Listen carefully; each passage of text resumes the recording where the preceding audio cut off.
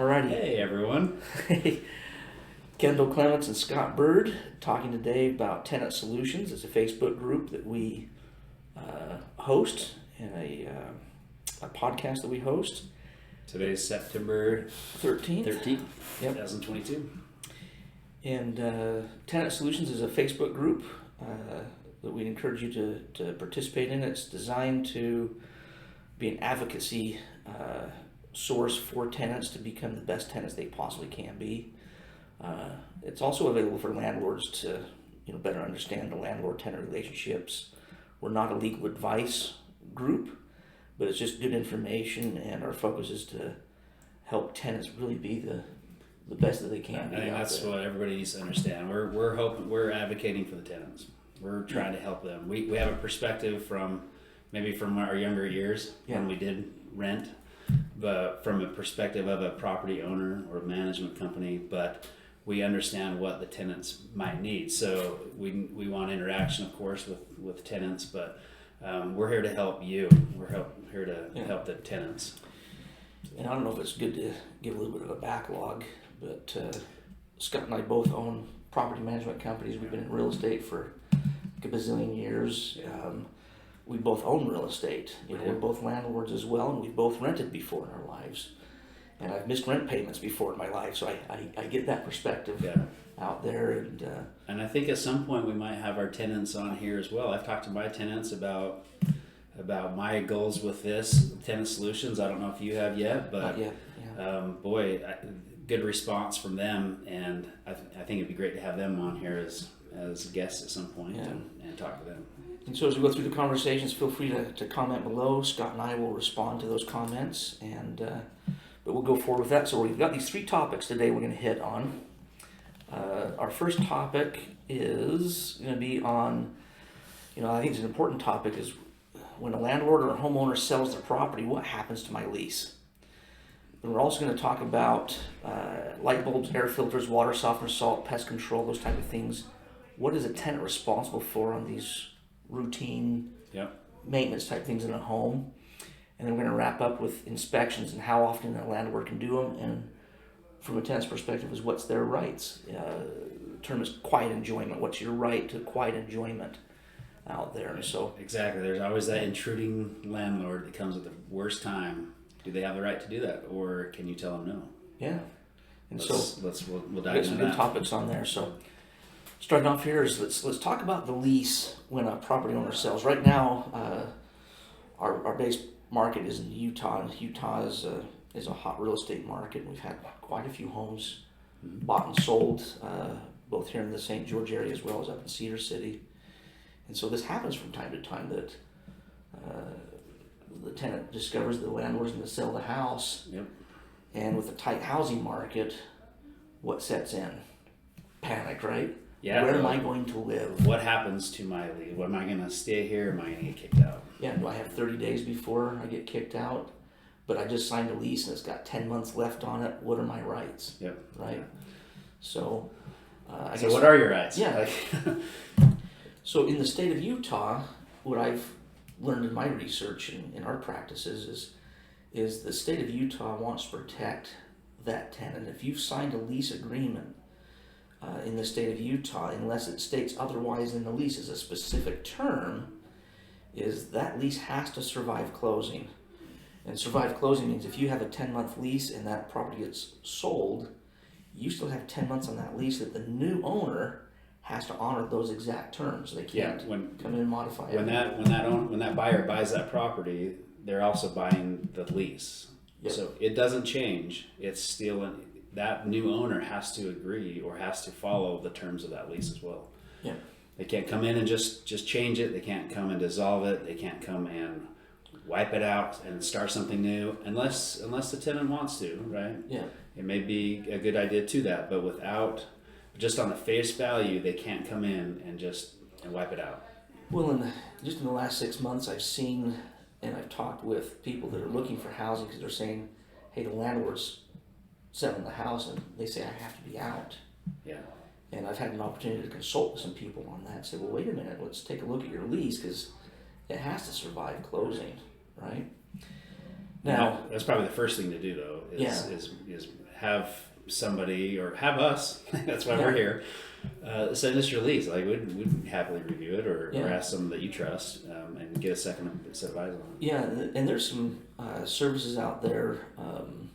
There's some legal services that will do it for free that can take a look at it.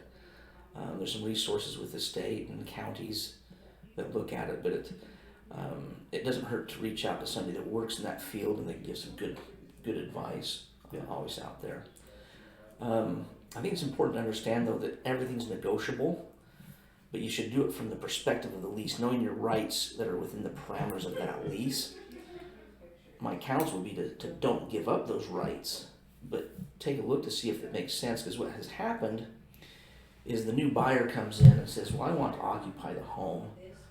I might be willing to say, you know what, take 30 days to get out. I won't charge you a month's rent. I'll guarantee you your deposit will come back to you if you'll just be out on X date. So you're painting the scenario that the property sells and the new owner wants to now occupy it. Okay, so the tenant would be faced with... They might approach you with an offer, but knowing that you don't have to take the offer, understand if you know what your terms of your lease are and your rights on that lease, it gives you a negotiating tool. Right. And I think that's the most important thing is it's not to use the tool to bully your way around, but to not be bullied. If they come say, hey, you got to be out and we're going to give you this money, and you just accept it, well, that might not be to your advantage, because moving's not inexpensive. Right. It might cost several $1,000s to move a family of 3 from one house to the other, and all the hassle of, moving utilities or, a dish or a cable system or whatever, changing kids' schools. There's a whole host of things that it doesn't make sense on. But you don't have to buy into that. If your lease is a 10-month remaining on your lease and they come in and say, hey, here's your 30-day notice, you don't freak out. You just talk to them, so there's 10 months left on our lease. You're able to stay there and fulfill the lease agreement. So they need to understand that they need to honor that as well. So if they've got, it could be a situation where they got wrong information from a realtor or a family member, or their understanding of the law, that they think they can just give you a notice and you're out, but it's not the case. So first thing I think that you need to understand is that lease does transfer to that new owner. Yeah, 100%. You brought up a good point there, Scott, though, of what if I'm a tenant and I'm on month to month and the homeowner goes to sell? Then what are my options? What do you see there? Yeah, good point. But every lease will still determine or still outline in that lease what happens. Let's say there's no transition in the ownership of the property. What happens in your lease if it transitions into month to month? There's still terms in there that say what happens, and usually there might be an additional charge for a month to month, so the owner may collect more rent. Yeah, they can charge you more for a month to month. There still should be a 30-day notice for vacating. So if they want you out to terminate the lease, it's usually a 30-day notice. So those should still apply, and that would apply with the new owner when the new owner takes over the property. So that doesn't change. But if you have a month-to-month lease, this might be where you're going. Yeah, if you're a month-to-month, then they could come in and give you a 30-day notice of non-renewal. I think that's what we term it as. Yeah. Is just, we're not going to renew the lease at the end of the term. You've got to be out. Correct. And then your options become very narrow at that point. The time is ticking on you there. Yeah, and that's a good point about terminating. If is a month to month in the best. Is it a good strategy for a tenant to stay month to month? The initial term of the lease has come to an end. Is that good or bad, right? Having month to month may not be the best scenario for you, or it might be the best thing, because if you're only month to month, it's easy to terminate. If you're in long term, well, it's hard to terminate, but it's you're committed to that time frame. So it can be pluses or minuses. You have to decide whether it's best for you, but a month to month has to be honored still with the new landlord. Just easier to dissolve. And I think as we kind of wrap up this section, I think some of the good points out there is really understand what the terms of your lease are, because it empowers you. It gives you that knowledge and confidence that if someone tries to push you in a direction that's not correct, you have a foundation to stand on, and you should be able to stand up for yourself in that regards out there. But I think another thing that I think is important is being strategic about your lease. If you want to stay where you're at for a period of time, it's good to lock in for 1 or even 2 years on that lease with confidence. Yeah. But if you're thinking about buying a house or moving to a different area, then a month to month might be a strategy, or you can even talk to your landlord and say, hey, I'm not sure where I'm going to be at. Can we just do a 6 month for right now and lock in? Those things are negotiable. Yeah. Landlords, I think, like the stability of a lease that's locked into place. Right now, it's not as big a deal for a landlord because everything rents. But traditionally or historically, properties have a hard time leasing out during the holidays, and so they don't ever want a lease to end November, December, January, because they might sit empty for 30, 60, 90 days, and it becomes expensive for a homeowner or a landlord to have a vacancy for 30 days. That's 3 months of rent they can't make up any other way. And so that's a good point. they like to have those long-term leases, and they also like to have them strategic on certain times of the year that are seasonal out there. Yeah. So just don't threaten to vacate right in December 31st. Yeah, that's a hard one to. The landlords usually would like you to stick through until the start of the year, and in reality, in springtime is the best time to move and find rentals. But or if it's if you're in a college town, in between semesters, or when it slows down. But anything else we need to cover on that? The Department of Real Estate, or the Division of Real Estate, is part of the Department of Commerce in the state of Utah. They specifically put in the real estate purchase contracts that lease has to endure. And so it's not just something that your lease is unique to, it's actually part of the real estate contract. And if you have any questions on that, ask to see that purchase contract to make sure that was in there. Sure. Out there. But it specifically says that it has to endure unless it's specified in the lease that it has a termination clause in the lease. And one other thing that I don't know if a tenant would come across this or not, but in contracts, once a property is under contract, that owner selling the property in Utah is not allowed to enter into a new agreement. So if you know that the property's selling and it's coming right down to the closing date, and they try to hurry and get you to sign a new agreement, depending on the circumstances, they probably aren't able to do that. And so it's probably a red flag to look at, kind of be cautious on that if they're trying to get you to hurry and sign a new agreement before the property sells. That's a good point. Without the new buyer's permission. So you may just refuse to do that. May not, I don't know. It just kind of depends on the circumstances that you're in, but that's something to be aware of. In that scenario, if the seller executes the lease in that time frame where it's under contract, the new buyer didn't agree to that lease might be voidable. Yeah.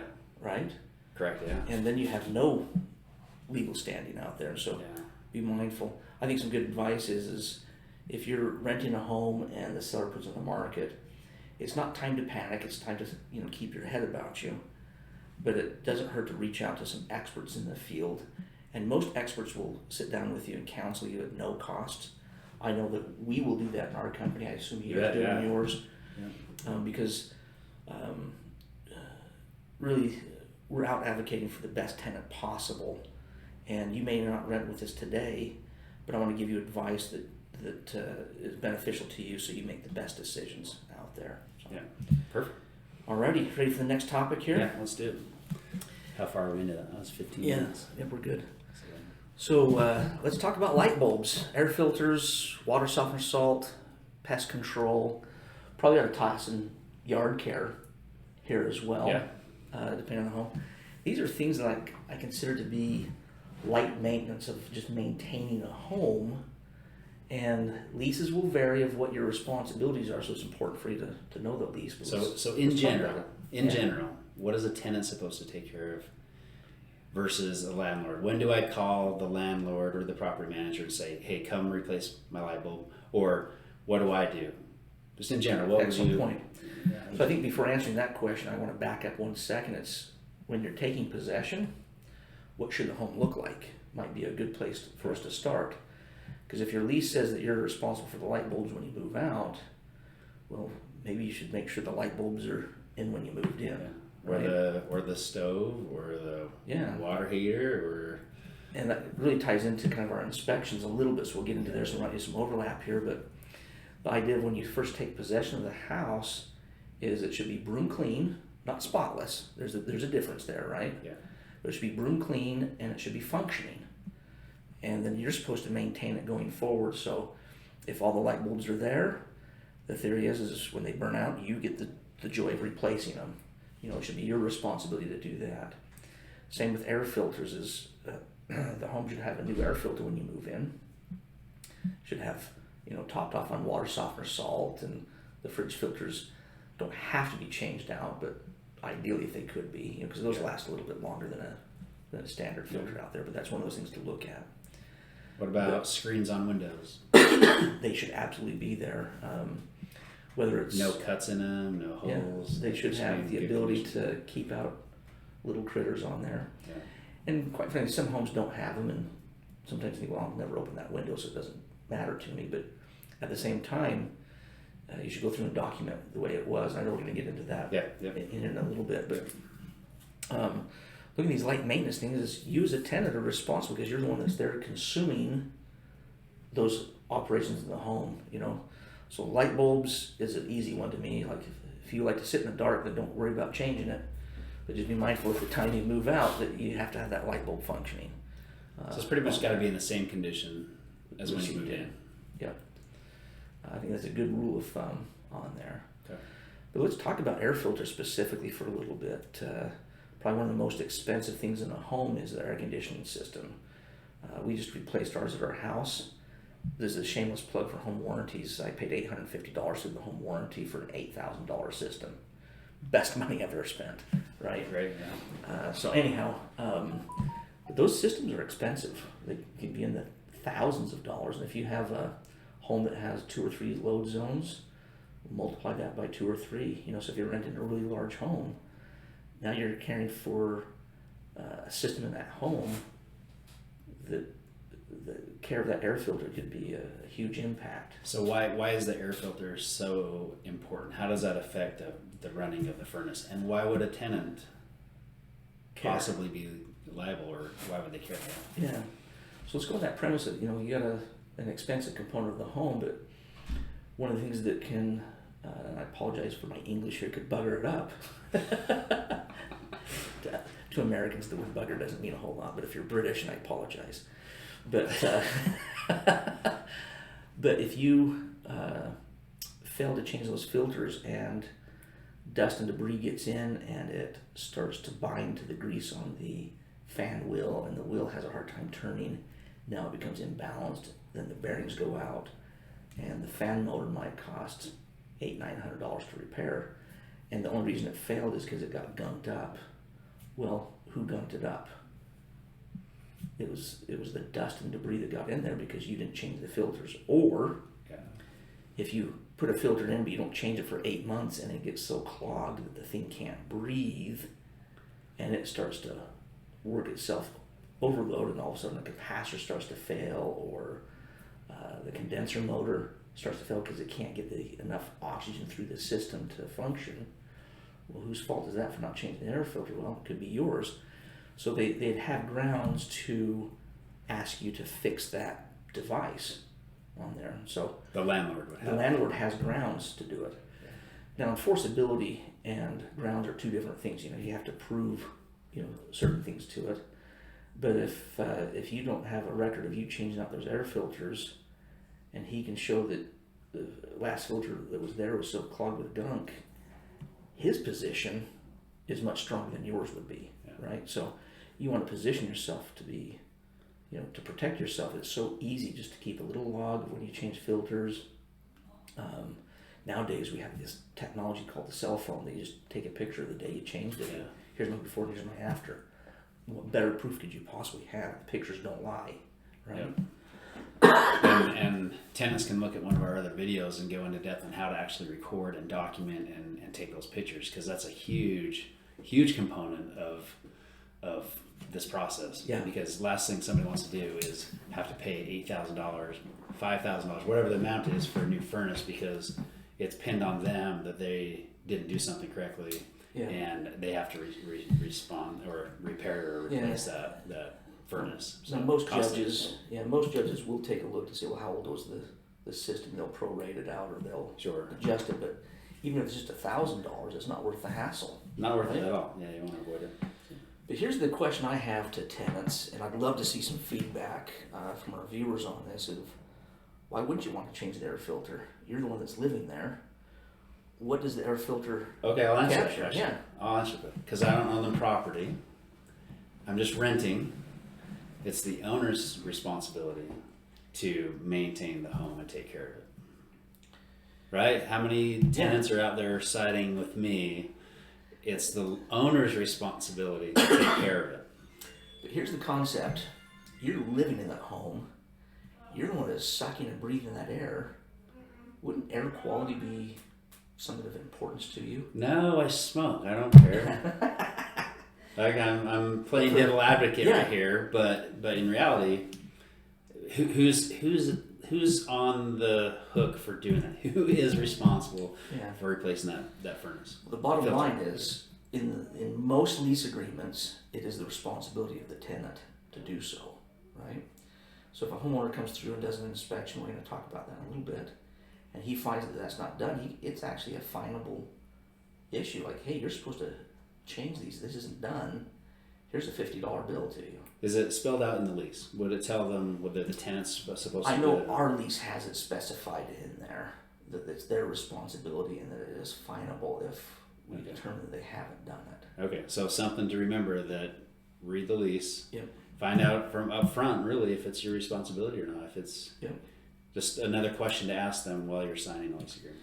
But if you think about it, let's say that a landlord charges you $50 for that lease violation. The filter's $5.95. For the cheap ones, that should be replaced every month. Or 1/10 of the expense of a fine. Yeah. You can have that changed out, and you do it every 30 days. I think it's not cheap, it's not expensive, but it's something you have to add on to your list of things to do. It's just a pain in the neck. You just have to remember to do it. Well, Scott, that's I think one of the benchmarks of a really good landlord is they'll send out periodic reminders every once in a while saying, hey, start of summer, just suggesting to you to change your filter. Yeah. You know, have that kind of communication. Our company does that as a courtesy, just because it's helpful. It's a win-win scenario, right? Because the landlord's happier if the tenant's changing it. The tenant should enjoy the benefits of having cleaner air to breathe and mitigating any risk they might have in the liability. And I, as a landlord who goes and does the inspections, I can report back that everybody's happy with it. And when you have two happies, it makes other things down the road much easier. I'd be very surprised if it's not in a lease, outlined in anyone's lease agreement. Now, if it's a professional company, more likely to be there. If it's a private owner, maybe it's not. Yeah. But a property owner, all you have to do is replace that furnace one time, and you learn real quick that to have it in there. And so, as a tenant, you just want to avoid the conflict. So if you find out your lease doesn't have it, go and ask the landlord, talk to them about that. Who is responsible? And just make sure there's no issue. Like, get rid of the potential problem. Yeah. Kind of shifting over to water softener salt. You may or may not like soft water in your home, but the homeowner's put it in there and he's required you, or he asked you to do, to make sure that the salt is in there to soften the water. The reason behind that is soft water is easier on the appliances, the washer, the dryer, the water heater. Water heaters now are about $1,500 to $2,000 to replace. If it builds up with heavy water sediments, it wears it out a lot faster, and so the homeowners put that in there to protect that part of his investment. The dishwasher can get corroded on the inside with hard water buildup, or the heating elements. So whether you like soft water or not, the homeowner may have put it in there and required it as a condition of the lease. Your opinion, be damned. so to speak. It's irrelevant. You've agreed to take on that lease with that responsibility. And it's like, now, what if I extra don't? cost. What if I don't put it in? You know, it's $5 a bag, whatnot, and you know, might be $15 a quarter for you. It is an expense, but at the same time, there's some benefits that a tenant could enjoy if that system's up and running properly, right? I mean, you think about you know, the shirts that we wear. Soft water is much softer on the wash cycle, that you can actually, your clothes will last longer, they're brighter because of soft water. They've proven that time and time again. You know, if you've got a shower that has lots of buildup in it, soft water, you know, reduces that, and so it's easier in your cleaning, you know, saves you time. So there's some advantages to having soft water out there. But if you've never had it before in your home, like people who relocate here from out of areas, like, hard water, what's that? I'm from Montana. We don't have hard water, you know, or whatever. What I know about soft water is that I can never get it off my body when I'm showering. It just feels like you're always a little slimy, but it's off, right? It's the stuff's off, but anyway. But there's a reason they put it out there, so it's just understanding, you know, that. Okay. We'll edit that out. What else do you have? Pest control? Yeah, so let's talk about pest control and yard care, kind of tongue in cheek, right? So again, is it the landlord or is the tenant or the owner supposed to come and have the yard sprayed for bugs? Yeah. I've gotten calls before from a tenant, you know, there's spiders in the house. You know, as an owner, should I go and jump in and hurry and have it sprayed and cleaned up, or is that something the tenant should call and take care of? Yeah. So how we do our leases, I'm just talking from our company, is if there's an issue in the first 30 days, we'll go out and have a treatment done. But after the first 30 days, it's 100% on the tenant to tackle on there. So, but that's, again, it comes down to understanding what your lease is. Yep. And now I'm on the opposite side. So as a property owner, I've taken care of that. Not in our company. I'm just talking about personally as a property owner. I've taken care of the regular maintenance. So I just hire a company to come and they spray every quarter. And so it's just an ongoing thing. I know it's resolved. If they have some kind of bug or whatever hopefully there's no infestation.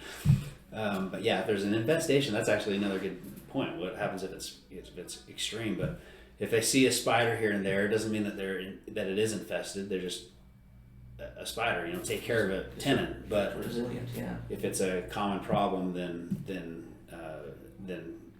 it should be identified in the lease. With mine, I agreed to do that with my tenant. So I just put it as a cost of ownership. Now, not everybody's landlord or property management company will do that. Yeah. Case in point. So it's just another expense maybe that the tenant needs to sign up for and resolve if they're worried about it. Some people don't really care. They'd rather not spend the $30 to have a pest control company come out and spray. They just we live with spiders and we enjoy them, you know, or whatever. Well, here in the Southwest, you know, we have potential with scorpions. We certainly have ants. Ants, mice. We have the cockroach, mice, and you know, that monthly pest control or the quarterly pest control is usually targeting, you know, the spiders, ants, scorpions, the creepy crawlies. Mice is a seasonal. You know, where I live, I'm near some farmland, and every time the temperature changes, I get a mouse in my house. Okay. You know, but no amount of spraying is going to solve that problem. Sure. You have to kind of look at that as an ongoing. But it's kind of interesting. Like, on the tenant, why would I care if there's a mouse in the house, right? Well, you live with it? He's pooping in your corners. He's nibbling on your food. You know, he's scaring your wife or kids or whatever. So yeah, it impacts you. But I think it's important again to go back and see, what does the lease require me to do on there. This kind of ties into a little bit of landlord type function. I'm going to tell kind of a funny story because in one of our units right now, we have an owl that has made a nest inside the fireplace. Wow! Right? It's a gas fireplace, so he's nested in there, and by law, your standard pest control guy can't remove wildlife. Okay. Because an owl is not considered a pest, right? He's wildlife. But our lease doesn't cover wildlife. You know, it's not a clause that I have in there. It's like, Well, some might be protected species too. yeah, it's like, well, what do you do? And so in this particular case, that's kind of an area that the lease doesn't talk about it. It defaults as the problem of the homeowner, the responsibility of the homeowner. So the homeowner and we contacted Department of Wildlife Resources, or DNR, you know, I think that's what it's called, Department of Natural Resources. Yeah. And they came out and flushed him away. You know, they took care of him. You know, they relocate him basically. Did they charge you? In this particular case, there was no charge because it's part of our tax dollars. Okay. You know, those little things out there that we look at. But you know, if the lease wasn't specific, the tenant really should be responsible for it. I think that's a good example to have a discussion on. So, so just remember that if you see one mouse, right, that does not mean that there's an infestation. Yeah. Sometimes I think we as tenants feel like because I'm renting a house, everything is the landlord's responsibility. Don't be afraid to just take care of some of these issues yourselves, right? You don't want to burden a landlord or a property management company because there's a mouse in your house. Just go get a trap and set it and do your And best. 99% of the time, it is your responsibility. Now, if the homeowner has a structural issue in the house, let's say there's an opening in the foundation, let's say a former pipe that's no longer has been abandoned, but the pipe's open, and it's an entry point for that mouse. Now that should be a responsibility of the homeowner to seal that off. Fix that. You know, because it's part of a structural repair to the home. But the mouse itself is your responsibility, but maybe solving this entry point is the landlord's. Cool. So I think a good key here in stepping away from this topic and moving on to the next one is it really comes down to communication. Having a good relationship with your landlord instead of an adversarial one, where if you call them and say, you know, this darn mouse is in my house again, what are you going to do about it? Well, all of a sudden you've created barriers, right? You're just in it there, rather than calling them and saying, hey, just let you know there's a mouse in the house, I'm putting out some traps, but can you come over and help walk through and see if there's any entry points that we could fix? You know, now you're taking a position of, I'm a partner with you and the homeowner, let's solve it together. I'm fine getting the mouse, doing that because I'm responsible for it. Huge. Yeah. But now you're helping that homeowner, the landlord, take care of the property better for you. And what this does in the long run, when it comes time to negotiate your lease, if you've been a partner in the process, they're more likely not to jack your rents up or to ask you to leave. Yeah. But if you've been a proverbial dweeb in the process and a difficult tenant, they're like say, you know what, I really don't want that person in here any longer because they're more of a hassle to me. May affect your ability to get that renewed. Yeah, so there's some advantages of having good communication out there. I think it's a good topic to go into. Yeah, I'm excited. Last thing I want to hit on this topic though is yard care, because the tenant generally is responsible for mowing and trimming and weed control, right? But trimming trees may not be the tenant's responsibility. And the courts look at it as trees are part of home ownership maintenance versus occupancy maintenance. And so, just case in point, I have a 40-foot pine tree that's at my house that I want to have removed, but it's growing up through the power lines. Well, the quote Power company wants them gone. Well, the quote to remove that tree came in at $2,500 for a tenant to say, well, gosh, I'm just going to let it sit out there because it's not bugging me. That's what a tenant Right? would do. So I think there's a line to be understood there that, as a general rule, maintaining the trees in the every 2-3 years to have it trimmed really should fall into the homeowner as part of home ownership. But it's the keeping the lawn mowed, trimmed, dog turds picked up, you know, if you have pets. Yep. Make sure you don't have weeds growing up through the rocks uncontrollably, maintaining that kind of a spray out there. Yeah. Those are tenant responsibilities, again, going back to the lease on there. But maintaining the old family oak comes down to the homeowner, you know, especially if it start to grow into the roof and causing home damage. That's the homeowner's responsibility. And there's some weird scenarios that might be a really special tree that's dear to the homeowner, and if the tenant thinks they can go and just cut it down because it's a nuisance, you'll be in a world of hurt if you just go start removing property that's not part of it. Yeah. So good discussions to have with the homeowner. HOAs, Sometimes HOAs take care of all the yard. You don't have to. That's the joy of being in an HOA is that yard maintenance is taken care of. Yeah. Paid for by either the tenant or the landlord. Yeah. Like that's a negotiable item still, but they would take care of that stuff. Yeah. Knowing what that responsibility is.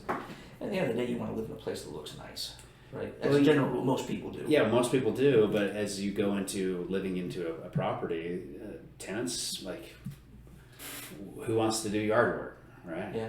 Like if it's not important to me, which sometimes it's really important, but I just don't have time. Same with anyone else out there.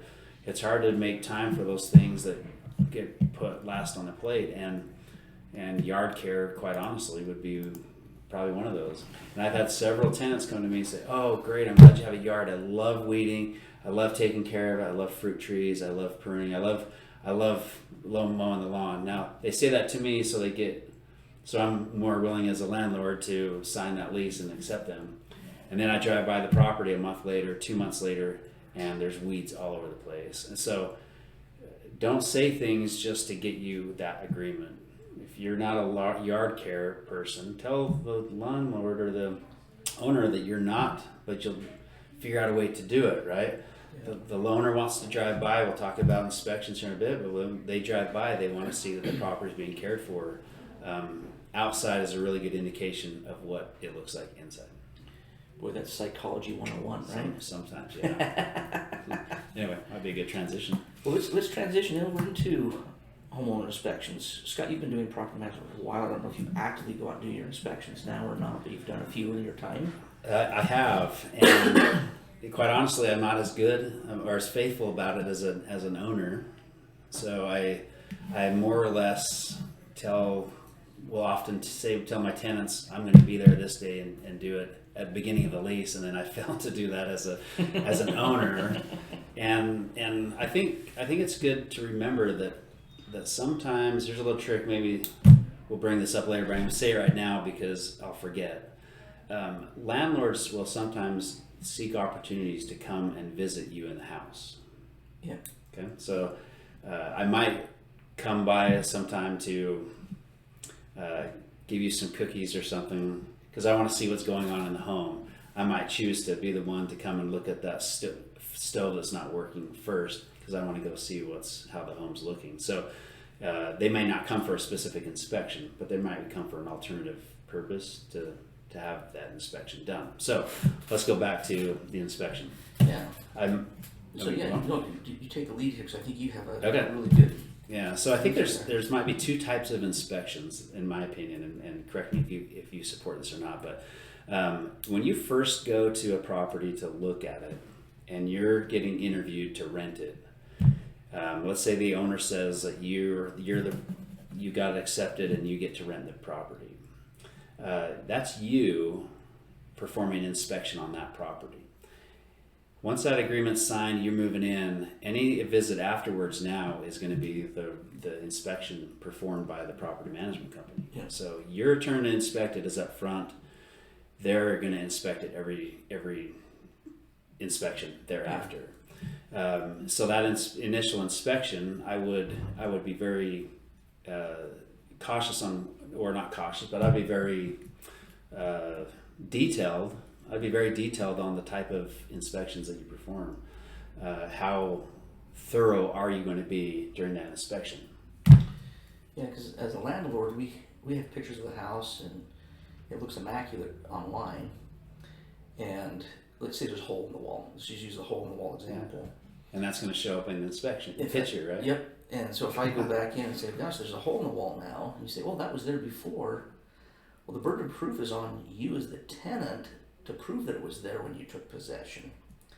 And so you have to have a picture of it. Now keep in mind that digital pictures have date stamps on it. You can't falsify when that picture's taken. So if you take it the day the landlord's asking you about it and it's 6 months after you've moved in, that picture doesn't prove your point at all. In fact, it damns you, in a sense. It condemns you to that fact that you probably caused that hole. Think about how a judge would look at it in a small claims environment. So I think Scott's got a good point here of take the time. It's going to take a little bit of time. A walkthrough inspection should take you about a half an hour to go through, so it's not the end of the world. But it's going through and say, let's take a couple of pictures of how the carpet looks. Now, you're not looking for perfection, you're just documenting what the condition looked like, right? Sure, yeah. So if the stain's already there, the stain's there, it is what it is. What you're documenting is that you didn't create the stain, it was there when you took possession, Yeah, right? because it's going to come up when you move out. Yeah. That is there. How do you show that it was there before? So you're Case in point is, it's about protecting yourself, because when you go to move out, it should be your second inspection that you do, and you do that with your landlord saying, I'm returning it back over to you, do you accept it? Because the landlord's going to have a look at it and says, well, I'm going to accept it, but there's this that you have to correct, or I'm going to have to correct and charge you for it and go against your deposit, right? And I think there's a misconception out there that all landlords are just out to get your deposit money. Well, there's no margin in fixing up houses. As landlords, we do not make money doing repairs. In fact, it's the exact opposite. For me to send out a maintenance person might cost me $100 an hour, right? To patch that hole, I'm not making money in that in any way, shape, or form. Right. I'm going to cover my costs. I just hope your deposit lasts long enough to cover my costs, but it's not a money-making source for me. Shouldn't be. Some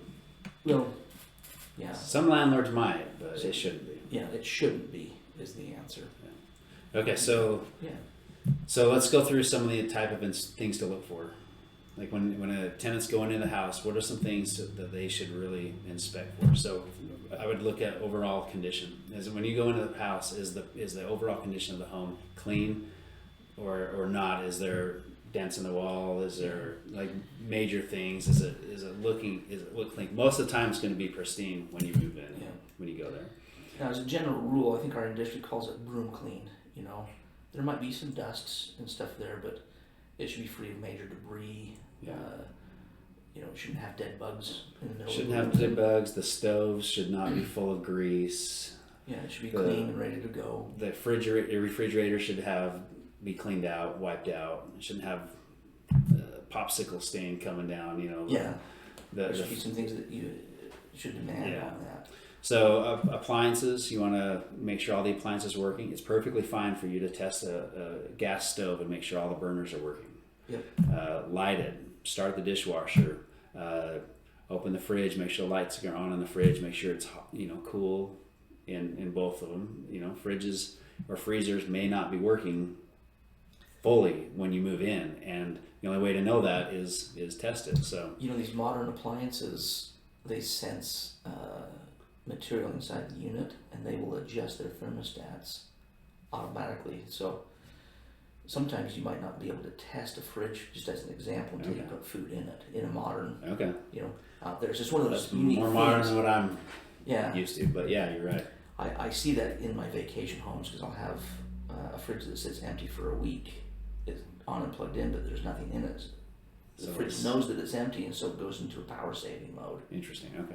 And it runs bare minimum. And so until it has food in it, then it starts to cool. But that's probably a diversion topic in long-term rental. Yeah, that's great. Environment out there. But some other things to look for: just kind of lean on the counter. Maybe pull it up a little bit. Does it come up 2 inches? Don't jerk on it, but you want to make sure that it's stable, right? Yeah. Don't break it. Make sure the toilet's not wobbly. Yeah. Like sit on the toilet, maybe with the lid down, and just kind of sit and see how secure it is. That's really good. Doors, closets. Do all the doors work? All the windows open? Blinds work?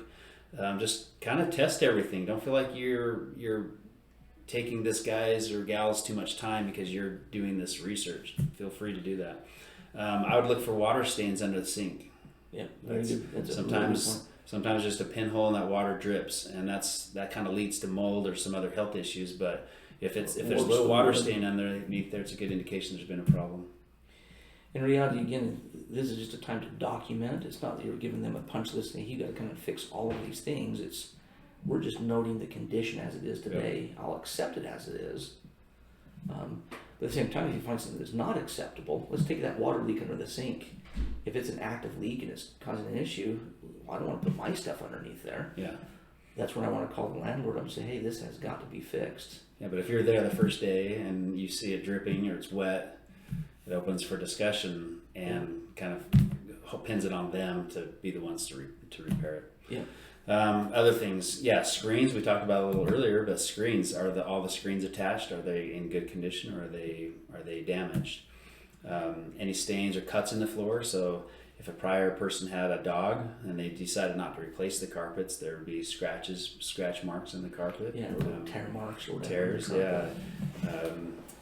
Have the filters been replaced? We talked about that. So just kind of a broad rule of thumb: the older the home, the worse the condition, the more to document. Good ways to document would be photographs, and don't be afraid to do a walkthrough with a video. And so sometimes taking a video in a room, you might get different angles of a different things, so that if there's an issue, you can have that video, play it back, and see things you otherwise couldn't have. So, that's more kind of what to look for. Anything else that you would say that a tenant should look for when they're going to do their initial walkthrough inspection? What should they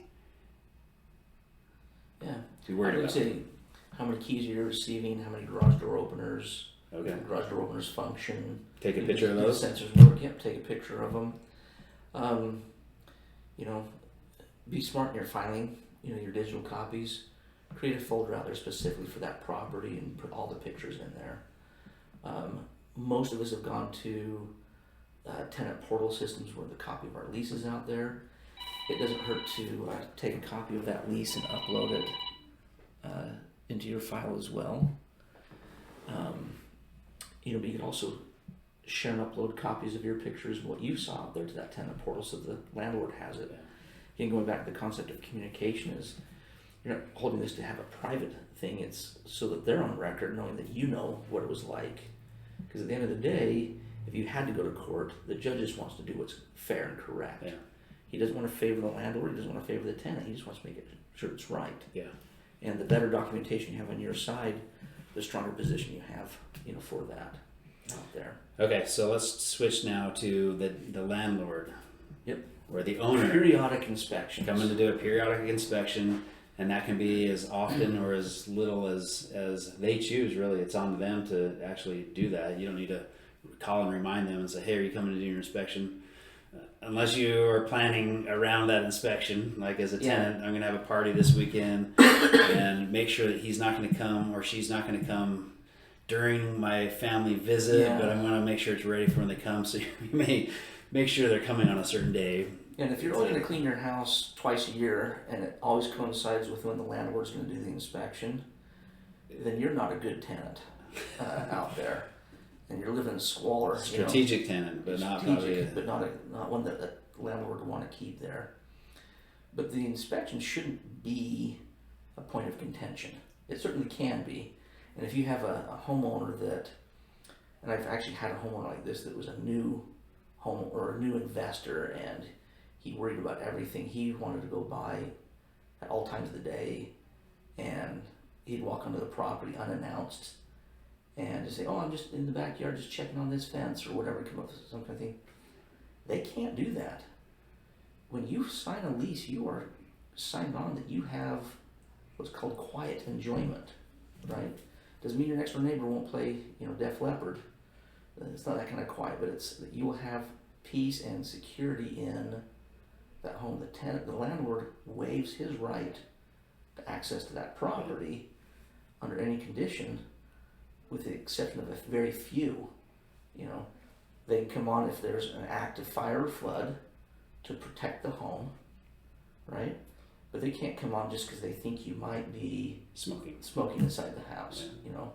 They can't just randomly show up and say, hey, I'm here to do an inspection, and expect you to drop what you're doing and walk through there. And unfortunately, too many tenants aren't aware of that right. And I think they let the landlord, because they are the landlord. And they want to be kind, and they want to build a relationship, and they want to accommodate. Yeah. I think they let themselves be walked over. And so if you think nothing else from this conversation is you as a tenant have some very specific rights that are reasonable, and if the landlord crosses them, you've got some good protections, especially in the state of Utah. The state of Utah is a very balanced judge, or the laws are very balanced. It doesn't favor one side or the other more so than the other. It's very balanced out there. And so I think just a general rule is those inspections should be part of your lease that they're allowed, but the landlord should give you reasonable notice. Now, there's some laws out there, take a note on this, but it's called the Fit Premise Act, the Utah Fit Premises Act. It's a simple piece of legislation, but it's really the foundation for your rights as a tenant out there.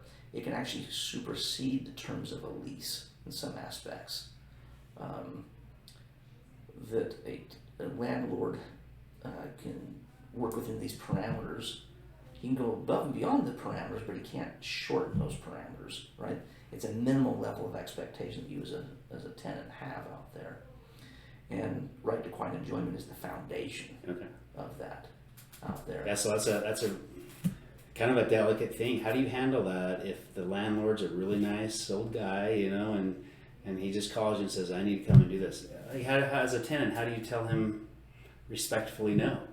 Yeah, say, hey, that doesn't work in my schedule. This would be a scenario that I'd try to go through. It's like, sorry, it doesn't work in my schedule. I need a reasonable notice, and it has to be for a reasonable purpose. And it's okay for you to ask, well, why do you need to come over? Oh, I'm just worried about this branch in the tree. Well, that's probably not a reasonable purpose to come over, right? Unless they got a notice from the power company that says, hey, you got to remove this tree, then that's an important thing, or you got to trim this tree. So, but if he's just coming over to put his nose in your business, that's not a reasonable purpose, right? There's no purpose for him to come over and spend Sunday afternoon at your house, right, uninvited. So they have to have a purpose. Typically, when we go out to give notice, today's age, we can send a text over or an email. Sometimes we have to post it, but we will actually state in there, here's the reason why we want to come. And I try and work with them around their schedules because I know that they're working, If they say, hey, we want to be there, Wednesday at 2 o'clock in the afternoon, well, you might still be working. That's not convenient for you in any way, shape, or form. It's okay for you to say no, but, I get off at 5 and we do 5:30. The landlord should accommodate that because it's reasonable, And you can give them permission to go into your house when you're not there. I personally wouldn't, because it's my personal home. I don't want people I don't know or have a relationship with who's going through my home. You can't deny them for being unreasonable as long as you have a reasonable alternative. Like, you can't say, well, how about 1 a.m. On a Sunday? Well, that might not be reasonable. Now, if you work nights or strange hours, there might be some accommodations to be met there, but it has to be a give and take on both sides. It has to be reasonable. That's a really good point, because what if the landlord is unreasonable and the tenant is trying to be reasonable, right? That's a difficult agreement to make, but sometimes landlords will force themselves in. Hey, I gave you a 24-hour notice. That's all I'm required to do. I will be there at 3 o'clock tomorrow. And you're like, hey, that doesn't work, right? That is actually within the state law that they can do it that direction. I think I'm trying to think of the English word for it. I think it's a rotten practice that could happen. I've rarely seen that happen, but I've heard of landlords that will do that. But knowing that you may not be able to stop them from coming in if they give you that type of notice, be prepared for it. So they legally can do that, right? Mm-hmm. One way around that might be just to say, 3 o'clock's a really bad time. Can you guys do it at 4 o'clock or 5 o'clock? Give them another option of a time that works better. Try to be accommodating to them. Don't just be mad at them and they're coming in and match. Try to talk through that and keep that relationship going with that landlord. And maybe the next day at 3 would work. It depends on what they want to come in for, right? Yeah. So I'm going to jump back to kind of our earlier topic of, if the homeowner's selling their home and now they want to start showing the house. Well, in our current real estate market, you might have, 2 people today, 5 tomorrow, an open house on the weekend. How accommodating do you need to be for an open house? It's not an inspection. This is now an open house. And I think there's a distinction there that you don't have to allow showings in your home for a real estate purpose unless it's part of your lease. But inspections you do have to permit, right, within a reasonable notice. And here comes the conundrum of, the agent calls you as the owner or as the tenant to the tenant, and well, they expect you to have your house clean to do these showings. Yeah, and the showings happen all the time. Like every day, there's 2 or 3 realtors bringing in new buyers to check this home out. Yeah. That gets frustrating, really frustrating for a tenant. Well, it taxes a tenant to the nth degree, because you think of the stress of, am I going to have a house to live in 5 months from now, or am I going to have to go find another house and go through that process? But at the same time, well, how can I accommodate? Because maybe the house I'm in is going to get a new investor, and I'd like to continue with that new investor. So, what level of accommodation should I have out there? That's a thin line to look at. It helps to ask some of those questions out there. Yeah. On that. Maybe write this down. That's something to discuss when you're signing that lease agreement with the landlord. Keep track of all these things to make a list of when you're signing the lease. Who would think about that? Them selling the property and you showing it and be interrupted with all these agents showing when you're trying to occupy a property. Nobody's going to think about that. So don't let it happen down the road. Discuss it at the time you lease. Like, it's the best time to have that conversation. Yeah. It's the best understanding, and again, it comes back to being a good tenant really has a foundation of good communication out there. So if an owner was selling it, I would probably bring it up to them and say, what happens if you sell this property while I'm renting the property? How will that happen? What does that look like? And then maybe give them your opinion that, hey, I don't like interruptions. If you guys sell it, can you just limit your showings to weekends, from this time? And kind of, if you can put that in the initial agreement in your lease, then you don't have to worry about it later. Those are some good things to have a conversation about, because if you've ever gone through a landlord selling the house and you're expected to have your house clean at any moment, and last minute show-ups are the worst of the ones that are unannounced. They just come knock on the door and say, hey, we're just passing through, can we take a look at the house? Well, no, I'm eating dinner right now. I don't have to be accommodating to that, but at the same time, just know what your lease says about that. But coming back to the inspection process, what does a landlord generally look for? One of the questions I put up here is, can a landlord take pictures during an inspection? And for what purpose? I have my personal things, my jewelry. My son and his wife are currently adopting children. They're wards of the state. By law, they can't be published out on social media because of the adoption process, right? Interesting. So you have to look and say, does a landlord have a right to take pictures? And the answer is, it depends, right? They can take pictures if they notice an issue. Let's say there is a drip under the sink.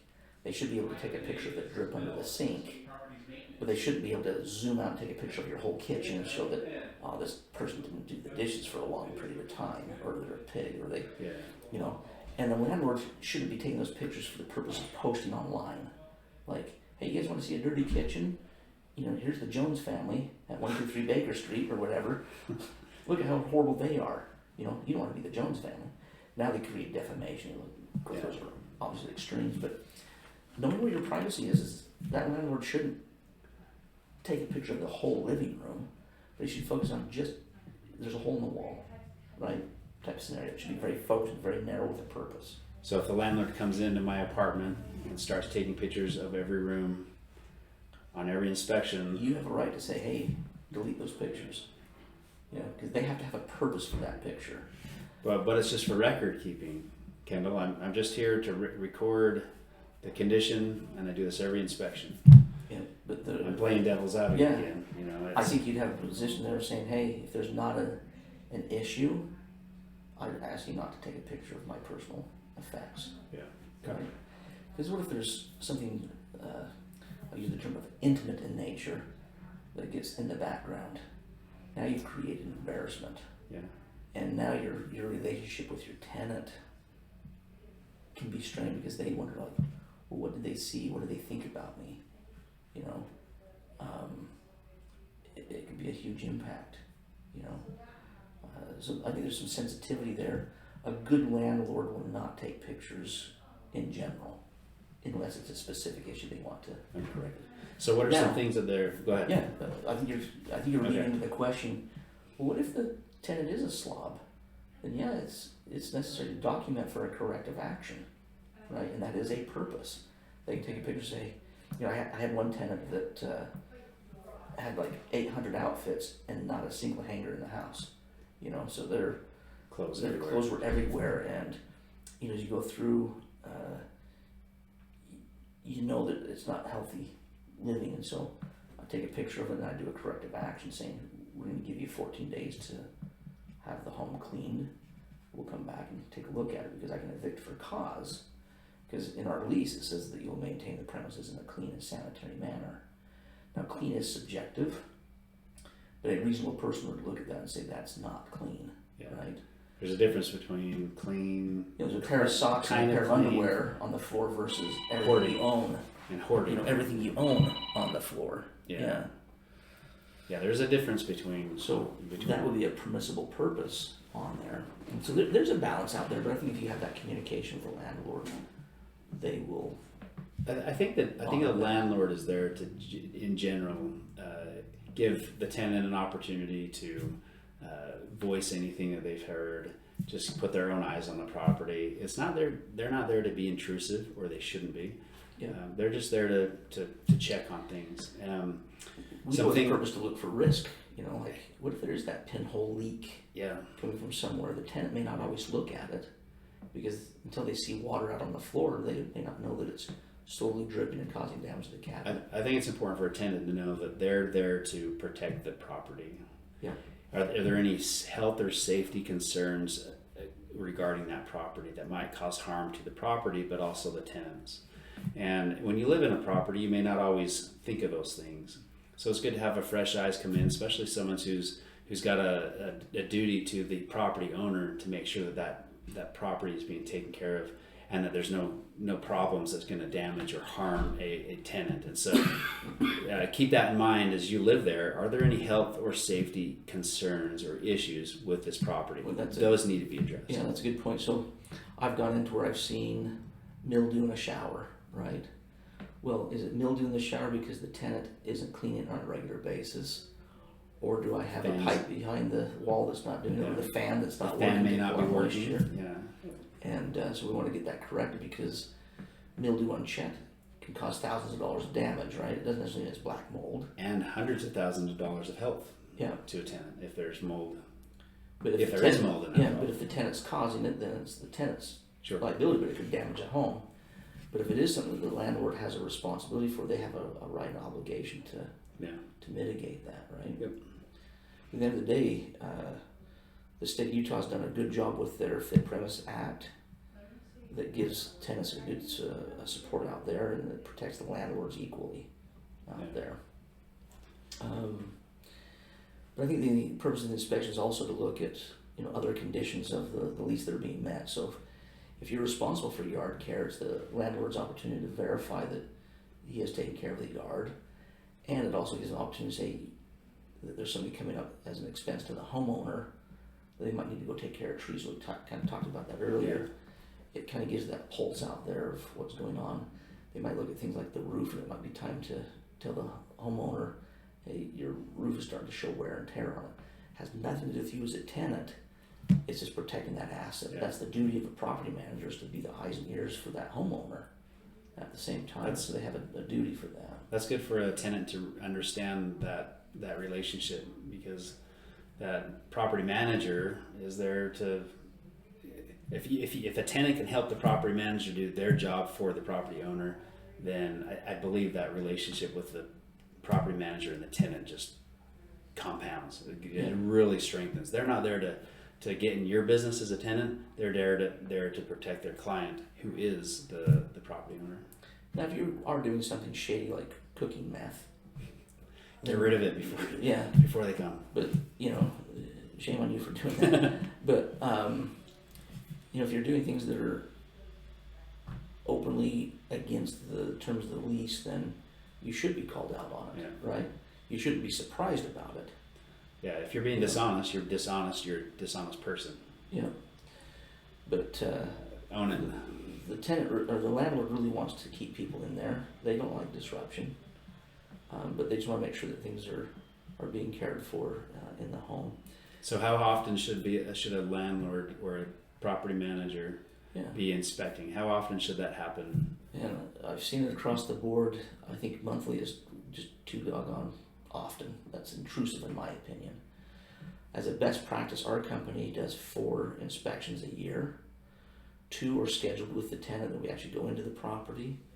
2 are not scheduled, just drive-bys. We don't even get out of the car. We just drive by and say, it looks like they're taking care of the place. And it really is that simple. Okay, so they don't even know. They just, when you drive. It's not an announcement, but let's say they do have, 5 vehicles in the yard and 3 of them aren't working. They're up on blocks and they got oil dripping out. I'm going to probably send a notice of that because there's certain laws that we have to follow, whether it's a city ordinance or a homeowners association that requires the property's exterior to be of a certain standard. And so we hold to those standards.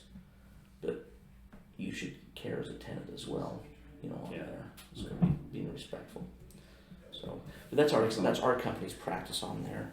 But the lease again could state more frequently or not all. I happen to know there's a company here in town, I won't mention names, that's not the purpose of it here, but that never do inspections. And they're one of the companies that will tend to take most of your deposit or withhold it back. And so I think as a tenant, if you're really serious about getting your deposit back, you should welcome the inspection because it's an opportunity for you to stay on top of those expectations. It's an opportunity for my work to reinforce what's important to them. Yeah. So there's 2 ways of looking at inspections. Do I want to be adversarial to it and create barriers, or do I want to use it to my advantage to strengthen my position in future negotiations and also future getting my deposit back because we kept good records of things in the home. So that might be a good question to bring up again when you're signing a lease is ask the landlord when and how often they're going to be doing that lease agreement. If you're not comfortable with every month, might be a situation you want to get into. Yeah. Like cancel. You don't enter that lease or see if they'll change. And do it every quarter. Yeah. Whatever you're comfortable with. So, excellent points. Well, I hope you guys enjoyed our discussion for today. We're right at that 1 hour mark. So I think it was good. Thanks for joining us. Yeah, and again, it's Tenant Solutions Facebook group. Right now it's an open group. You do have to click to join, but the barriers of entry are pretty light right now. If you can fog a mirror and have a pulse, you're in, type thing. Anyhow, thanks for joining us today.